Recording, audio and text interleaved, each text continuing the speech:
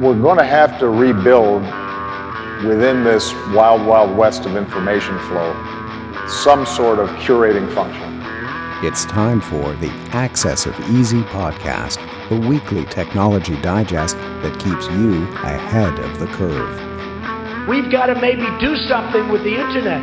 Brought to you by EasyDNS.com. Somebody will say, oh, freedom of speech, freedom of speech. These are foolish people. New U.S. bill aims to end warrant-proof encryption. PayPal is preparing to enter the Bitcoin marketplace. Wikileaks founder Julian Assange hit with an additional conspiracy indictment. And India bans Chinese mobile apps as the border conflict goes into cyberspace.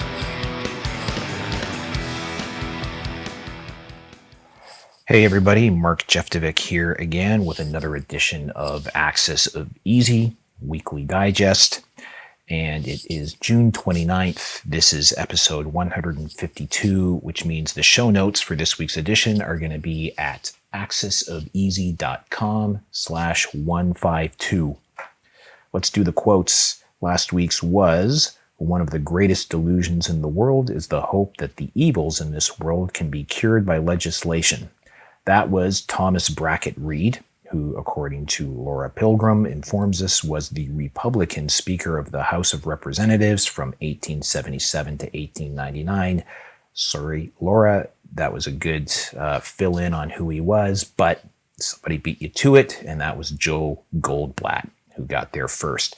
This week's quote is, "What is essential is to develop the will to see things, to see how human beings are manipulated, to see where there might be impulses by which people are manipulated." Remember the rules. You can't search this up online. The first person to post the correct source of the quote to the show notes page. Remember, scroll down to the bottom of the episode, the newsletter. There's a comment section there. Put your comment there. First person who does so gets their next domain or web hosting renewal on us. So, new U.S. bill aims to end warrant-proof encryption. It's called the Lawful Access to Encrypted Data Act, and it looks to end so-called warrant-proof encryption or end-to-end encryption in products and services. That basically means there's no backdoor in the encryption that a law enforcement agency could use to access encrypted data.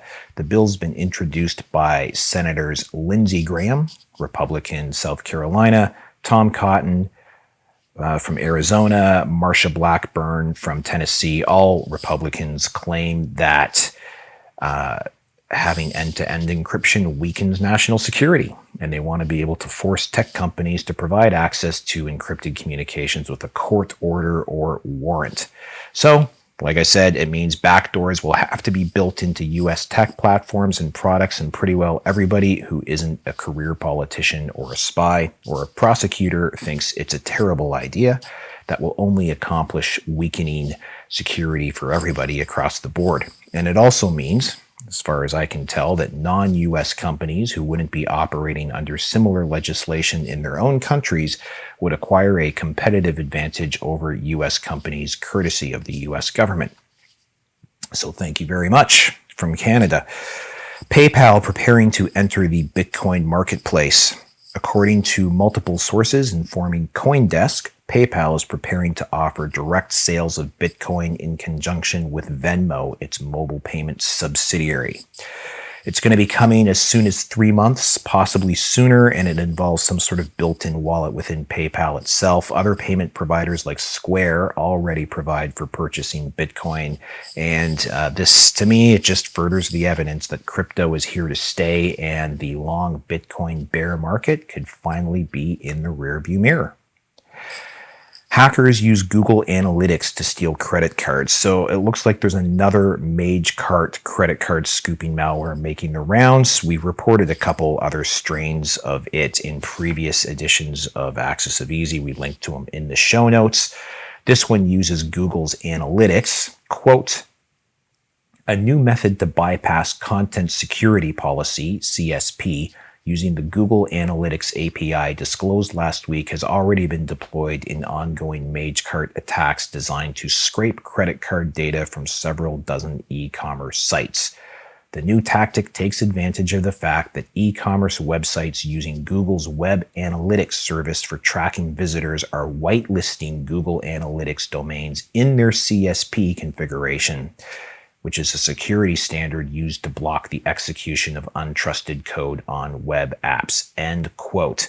A couple of security companies, one's called Sansec, the other is Perimeter X, showed proof of concept research that using CSP to prevent credit card skim attacks like Magecart is useless when Google Analytics are installed on the target website. Julian Assange hit with additional conspiracy indictment. The U.S. government has filed a superseding indictment against Julian Assange. A superseding indictment is one that takes the place of a previously filed one. In this case, it's an 18-count indictment filed under the old U.S. Espionage Act back in May of 2019. This one contains additional allegations that Assange attended hacker conferences in Europe and Asia with the purpose of recruiting sources of information, and that they conspired with Lulzec and anonymous hackers to commit intrusions. And by anonymous, I mean the hacker collective called Anonymous. Google, to launch news service, will pay publishers for content. So Google is creating a licensing program to pay publishers for, quote, high quality content, end quote, as part of a forthcoming news service to launch later this year. I'm just going to guess wildly and say it's going to be up before the US election. Anyhow, this Axios piece touches on the antitrust implications of such a move, given that the search giant is already under regulator sites for possible abuses of its market position. I think the number one search engine in the world coming out with a news channel carries all kinds of antitrust implications. Anyhow, deals have already been cut in Germany and Australia, where publishers who normally paywall their material will be paid by Google, who will then allow users to access it for free. The news channel is going to be geared toward local and regional outlets in order to, quote, create uniquely valuable coverage in communities, end quote. They were asked if they would be signing so-called hyperpartisan publishers, and the response was that Google, quote, would work to ensure a variety of publishers with different viewpoints, including political viewpoints, would be presented, end quote. And in my mind, that restores my faith that Google is going to support the entire permissible spectrum of political thought, all the way from the New York Times over to the Washington Post. French contact tracing app flops as citizens uninstall en masse.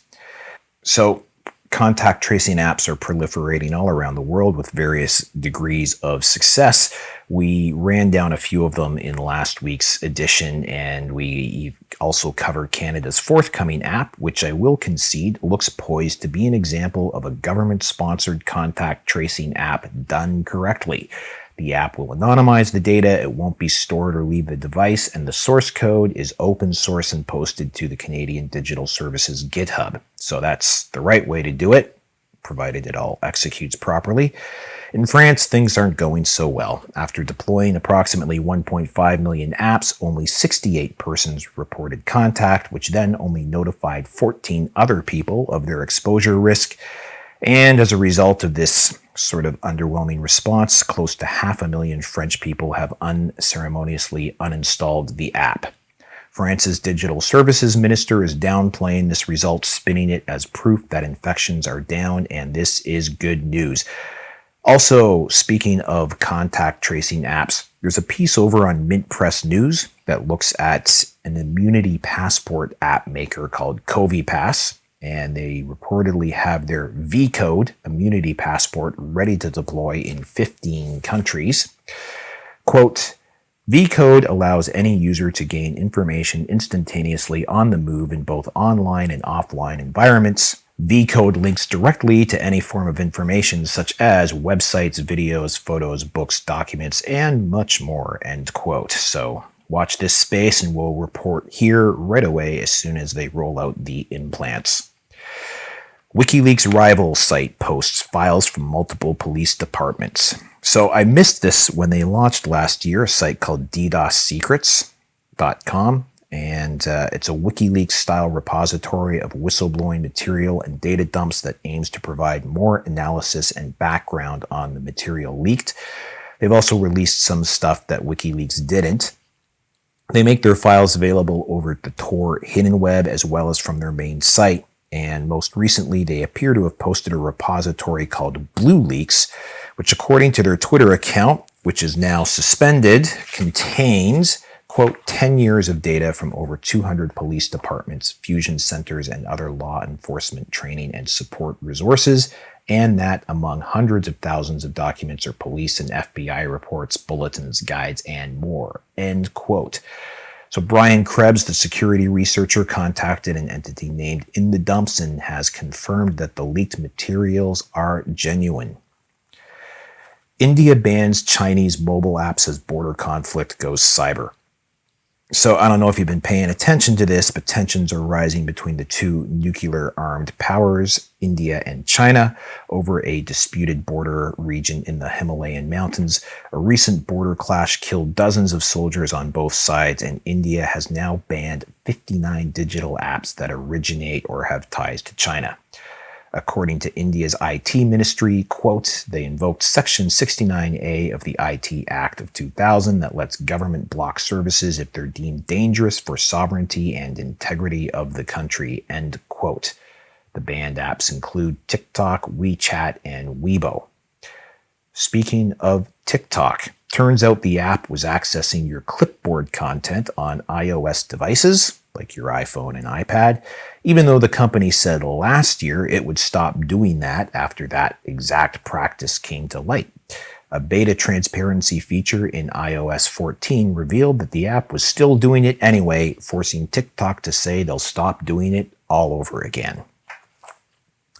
Zimbabweans scramble for Bitcoin under capital controls and currency collapse. So the country of Zimbabwe is experiencing another currency crisis. So a little over a decade ago, they had a hyperinflation which destroyed their currency. I have somewhere around here a $20 trillion Zimbabwe note, which is worthless.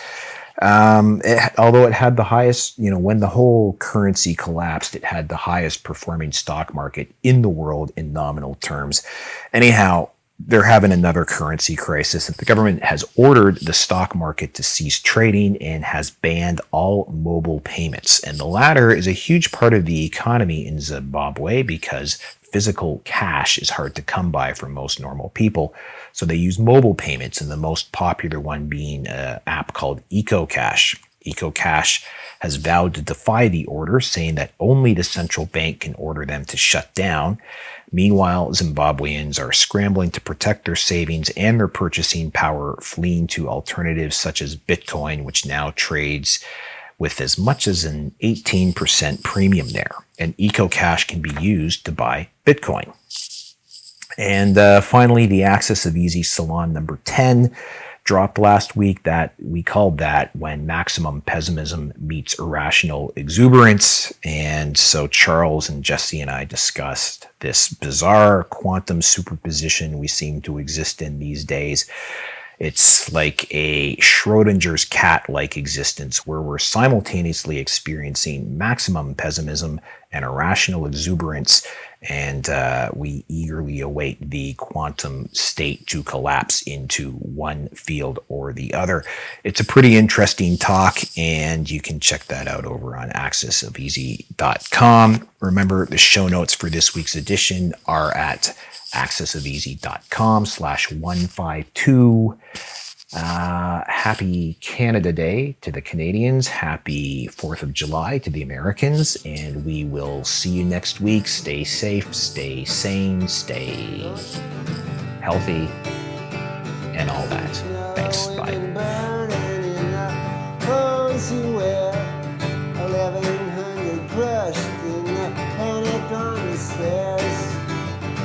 By Alexis Lott, cause he's an entrepreneur.